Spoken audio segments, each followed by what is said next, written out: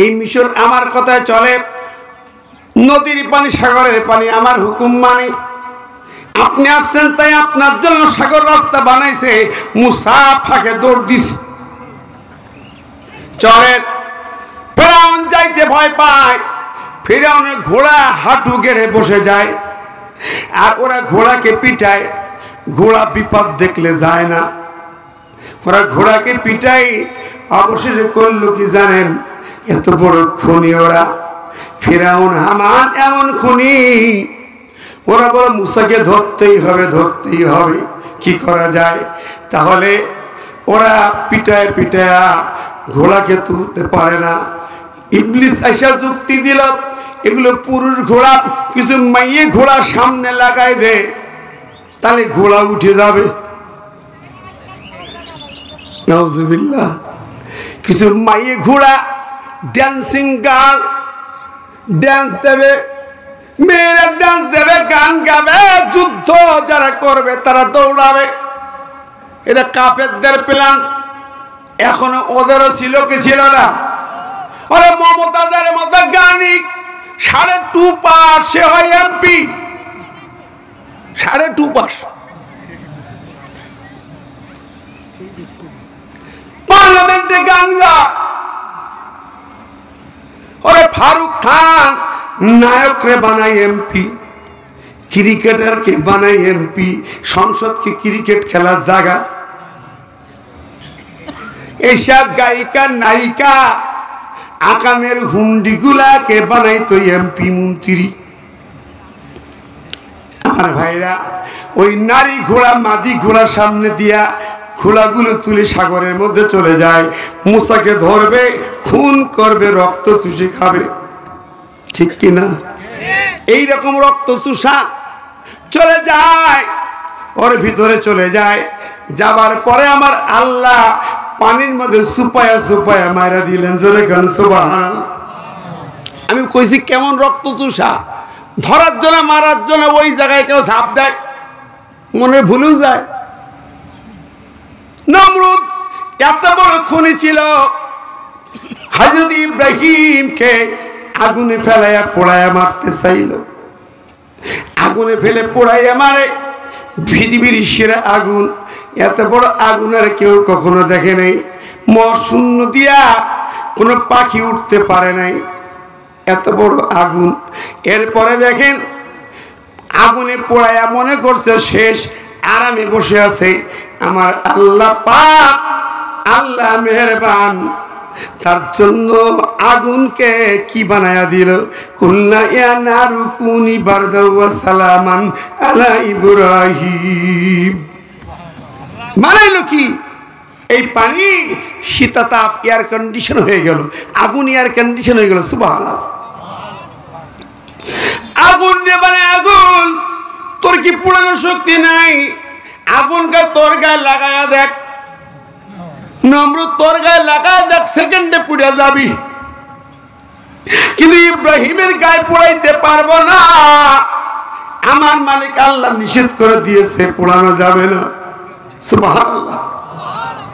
ইব্রাহিম বেরিয়েও সামনে হাজির। কিরে এত সুন্দর চেহারায় তুই সামনে?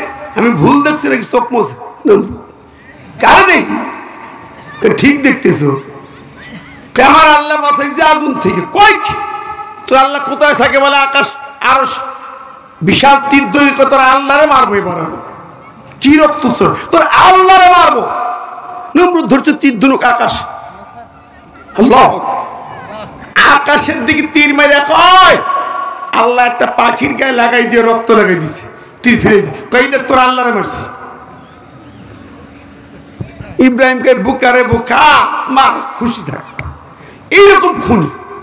এখন এরা যে খুনি ছিল, দেখেন যেদিন 5ই আগস্ট বিদায় হবে, বড় বড় খুনি সেদিন সেনা প্রধানের গলা টিপি ধরতে গেছিল।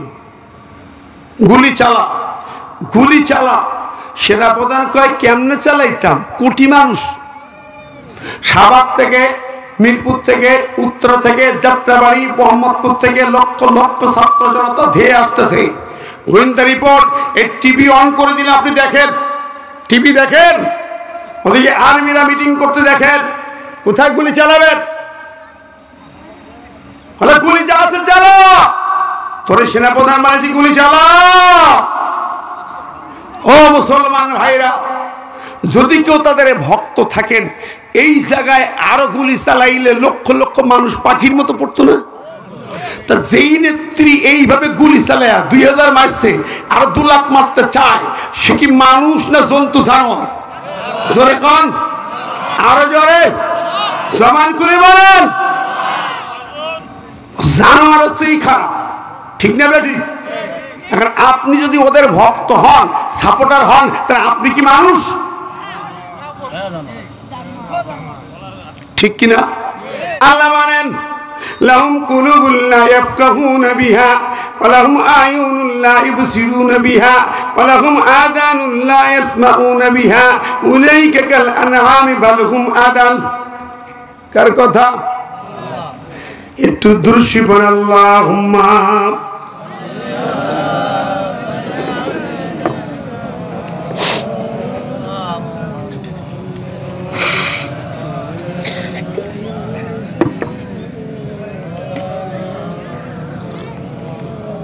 আমার ভাইরা একটু গলা ভাঙছি, বোঝা যাচ্ছে না? আমার যারা চেনেন, আসলে এবছর মাহফিলের চাপ এত বেশি সারা দেশে, যেসব মাহফিল আমার করতে দেয় নাই, ভাঙছে, 44 ধারা গ্রেপ্তার, মামলা হামলা হয়েছে, শত শত মাহফিল ছিল। এইসব চাপে দিনে রাতে সমানের প্রোগ্রাম করতে হচ্ছে, গলার চাপ পড়ছে, কাজা আদায় হচ্ছে, ব্যাপক কাজা রে ভাই। কেন আমি বক্তাদের ভিতরে এমন একজন ব্যক্তি, আমি চাকরি হারানো লোক, মুহাদ্দিসগিরি আলিয়া মাদ্রাসা চাকরি অনেকটা, এখন 50,000 টাকা বেতন। আমার চাকরি খাইছে ওরা, ইমামতি খাইছি, বাড়ি ঘর খাইছি, সব খাইছি। সেই সাতক্ষীরার মধ্যে যত বক্তা, আমার মতো এত ক্ষতিগ্রস্ত বক্তা না। আমি লাভবান, ক্ষতিগ্রস্ত না। আমার লাভ কার কাছে? এখন এই যে চাপ, সেই চাপে কণ্ঠ বসছে। আজকে তো কথা বলছি, মাঝখানে 3-4 দিন প্রোগ্রাম পুরো অফ করে দিছিল। আমার ভাইরা, কথা বুঝতে কষ্ট হচ্ছে, একটু রাগ হচ্ছে নাকি? মন খারাপ করছেন? বলছিলাম যে আল্লাহর কোরআন সূরা আরাফের 179 আল্লাহ কয়, যাদের অন্তর দিলাম বিবেচনা করে না, ভাবে না, চক্ষু দিলাম চোখে দেখে না, কান দিলাম কানে শোনে না, উলাইকা কাল আনআম, এরা চতুষ্পদ জানোয়ার। কার কথা? চতুষ্পদ জানোয়ার মানে ডোমেস্টিক অ্যানিমাল, গরু ছাগল দুম্বা ভেড়া উট। আল্লাহ কয় বাল হুম আদাল, তার চেয়ে নিকৃষ্ট প্রাণী। তুই অন্তর দিয়া ভাবলি না, কত খুন, কত হত্যা, কত মামলা, কত মিথ্যাচার, একবার ভাবলি না? চোখে দেখতে পাইলি গুলি আর গুলি, তারপর তোর চোখ বোঝে না, কানে তুই কান্নার আওয়াজ শুনিস না। এই উত্তরবঙ্গের ওই সিলেটের কান্না আজ আমার কানে বাজে, কলিজার মাঝে বাজে। ওকে গ্রেপ্তার করে ওসি যখন রিমান্ডে নিয়ে 2 মাস রিমান্ড পিরায়, রিমান্ডে নিয়ে কাঁচা নখ প্লাস দিয়ে কাটে। এই কাঁচা নখটা প্লাস দিয়ে কাটতেছে। যুবক বলে, মনে হলো আমার বুকটা ফেড়ে কলিজায় চাকু দিয়ে কাটে।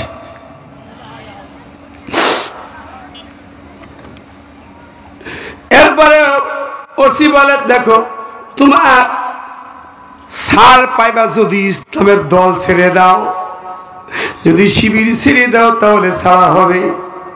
যুবক বলে, ও নেতার ওসি রে, একটা কাঁচা নখ কাটতেছে, একটা নয়, একটা করে হাত, 2 হাতের 10টা কেটে ফেলবে, 2 পায়ের 10টা কেটে ফেলবে, আমার বুকটা চিরি কলিজাটা চাকু দিয়ে কাঁচি দিয়ে কাটবে, তারপরও আমাকে ইসলামী আন্দোলন বন্ধ করাতে পারবে না।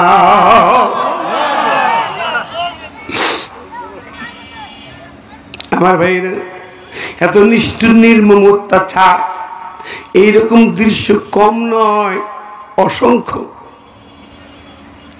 এরপরে ওই ছেলের মাকে ডাকি, ওর মাকে বলা হলো, তোমার ছেলেটাকে ফিরায় আনো।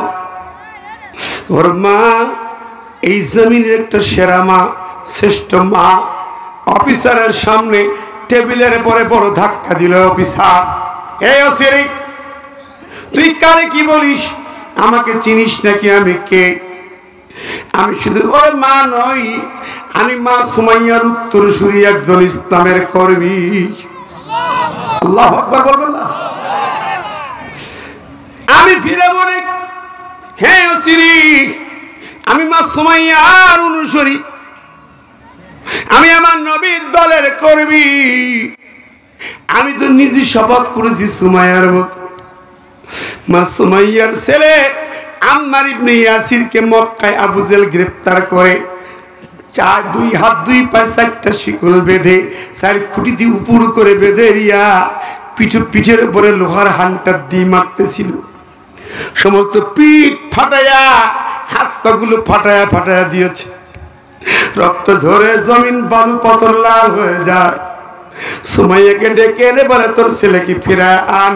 সুমাইয়া বলে, আমার ছেলে ফেরবে না, আমার ছেলে আমার নবীর সৈনিকদের সেনাপতি হবে। মা সুমাইয়া বলেছে সেনাপতি হবে। এই মা বলে, আমিও বলি আমার ছেলে সেনাপতি হবে। সুবহানাল্লাহ। শোন রে, মা সুমাইয়ার ধরে আবু জেহেল মারল।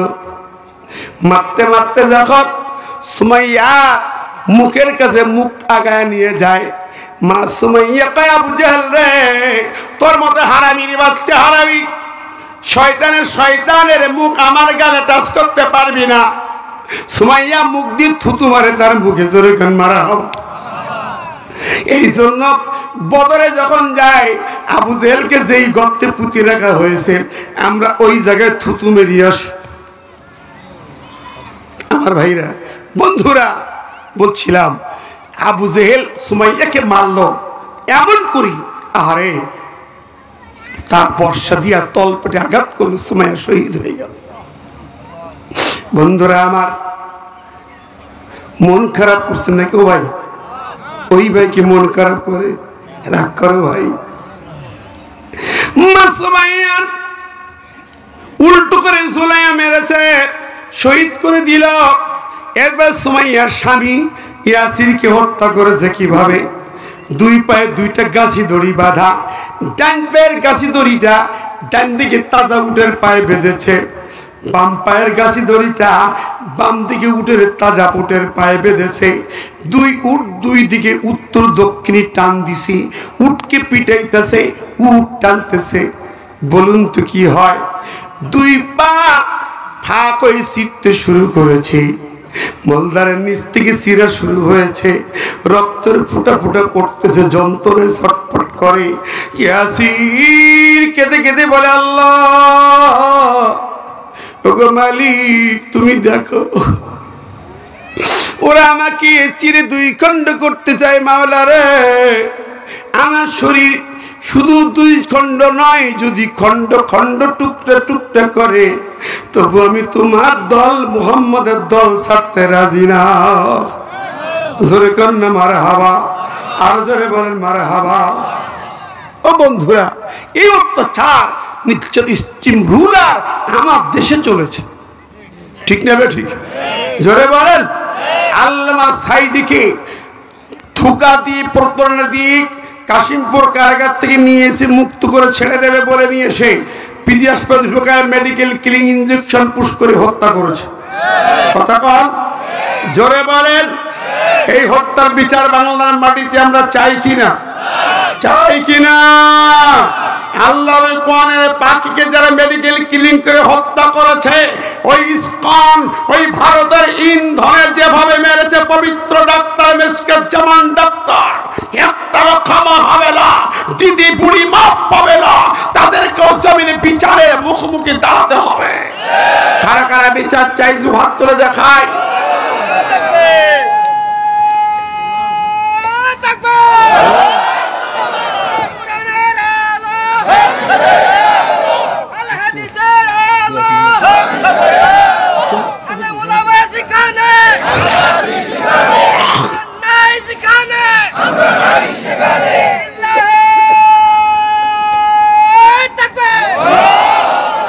আপনারা দেখেছেন ওরা এখন ওই পারে বসে খেলা খেলতেছে, ঠিক না বেঠিক?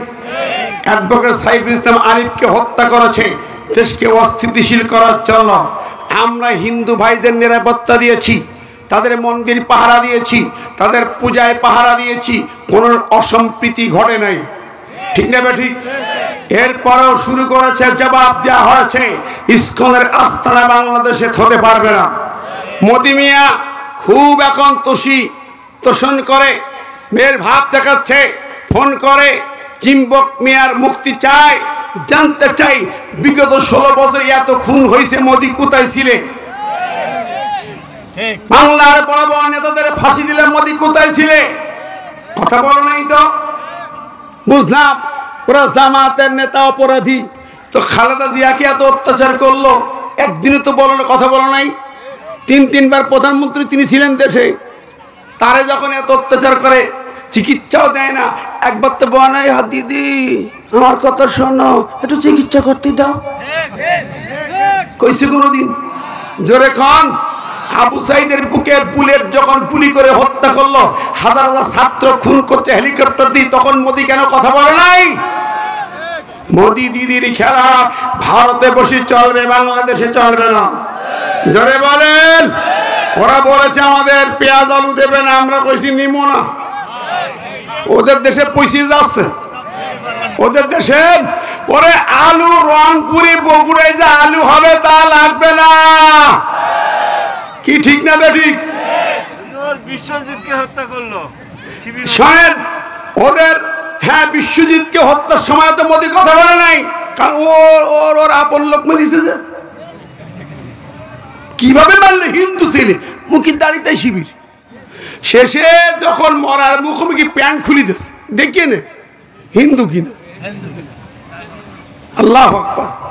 তাও ছাড়ে নাই, একের পর এক এ পর্যন্ত মোদি কথা বলা নাই।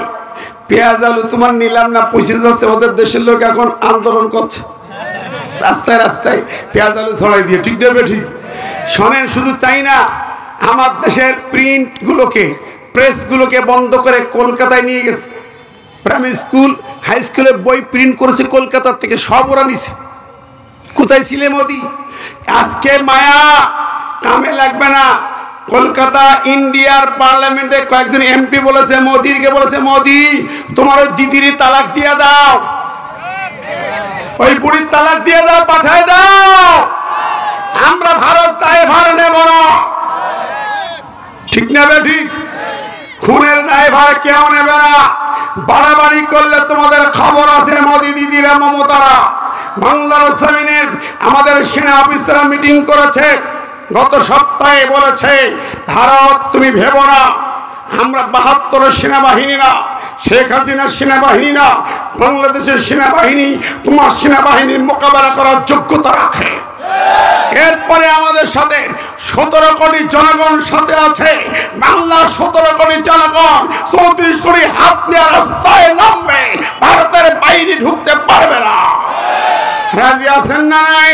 দুহাত তুলে দেখান তো কারা রাজি আছেন।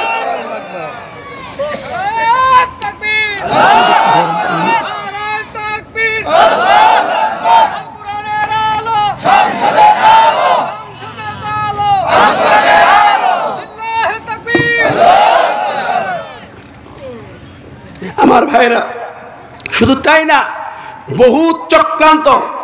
সর্বশেষ ওরা তাবলীগের বিশ্ব ইজতেমায় হাত দিয়েছে। কথা বলেন, দেখছেন না?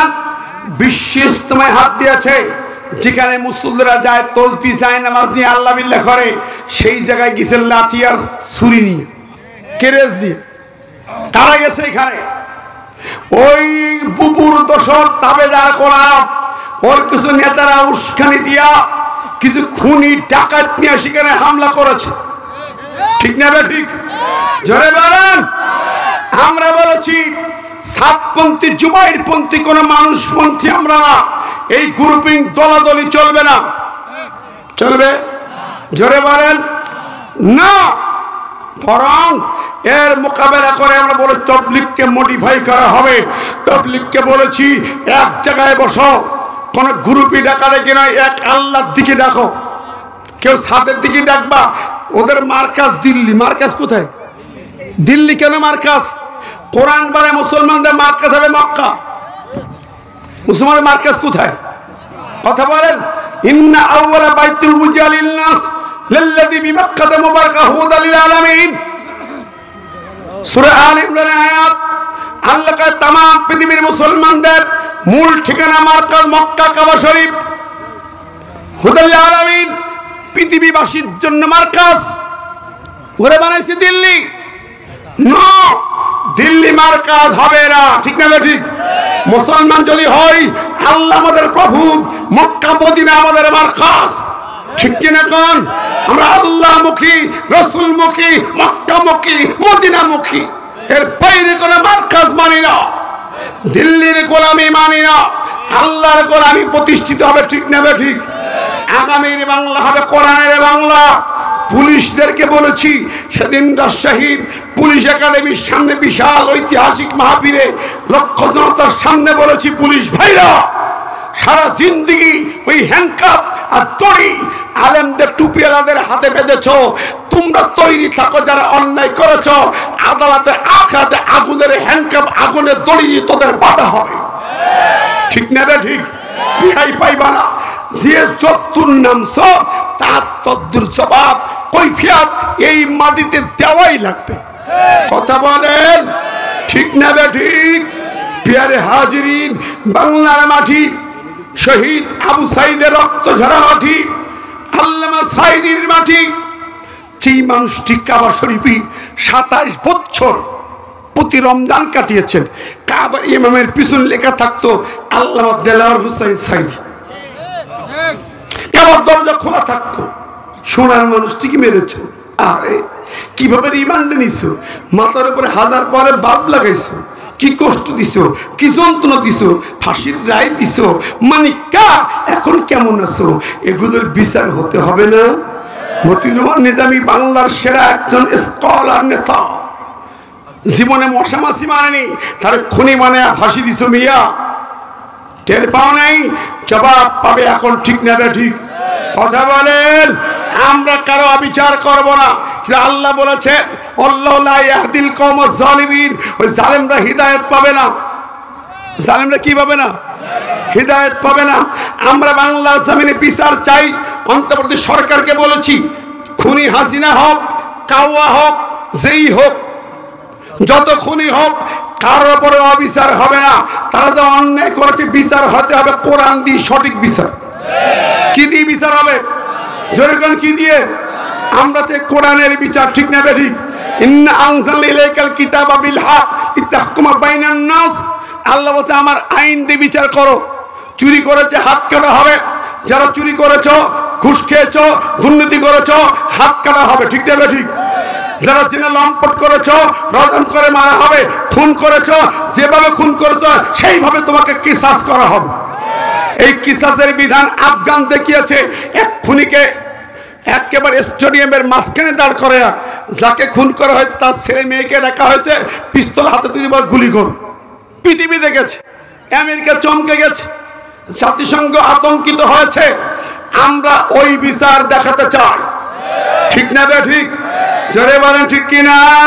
সেই বিচারের মূল হলো আল্লাহর কোরআন। আল্লাহর কোরআনকে ওই বিচারে পার্লামেন্টের 300 এমপি যাবে কোরআন নিয়ে। আদালতে কোরআনের বিচার হবে। জাস্টিসে কোরআন দিয়ে রায় দেবে। এই সোনার বাংলা আমরা দেখতে চাই কিনা? দু হাত তুলে দেখান তো। জবান খুলে বলেন নারে তাকবীর।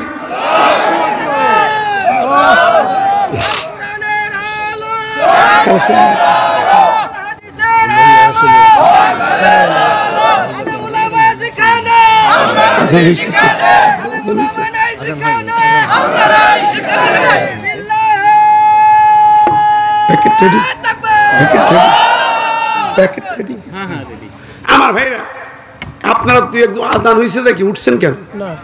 নামাজ তো এখানে পড়বেন, সমস্যা কি? এত ব্যস্ত কেন? এত সুন্দর পরিবেশে দুই একজন ভাই নষ্ট করছেন কেন? আমরা দুটো হাত দেখাইছি আল্লাহর কোরআনের জন্য। ঠিক কিনা বলেন? হাত দেখান তো আল্লাহকে। দেখেন দেখেন কোরআনের জন্য যারা কোরআন প্রতিষ্ঠার জন্য হাত উঁচু করে, দিন প্রতিষ্ঠার আন্দোলন ছাড়া মুক্তি নেই, জিহাদ ছাড়া মুক্তি নেই, ঠিক না?